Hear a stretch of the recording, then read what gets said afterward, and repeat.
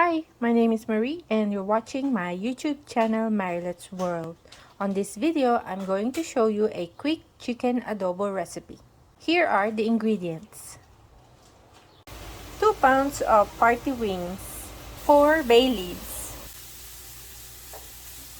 half a teaspoon whole black pepper, half a teaspoon freshly cracked pepper, about 6 cloves of garlic, crushed and peeled, half a cup soy sauce,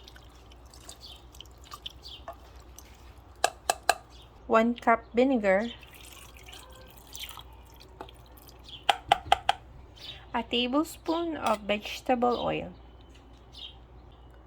I put all the ingredients together and set it on the stove on high heat. When the pot boils, I'm gonna add a cup of water.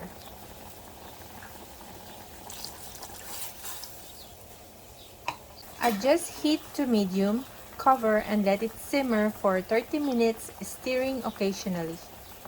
Once the sauce has reduced and the chicken is done, serve on top of cooked white rice.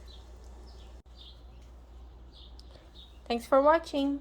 I hope you enjoyed it and click the thumbs up button. Please remember to subscribe to my channel Marilet's World and check out my playlist for uploads on couponing, DIY, restoration, and food related videos.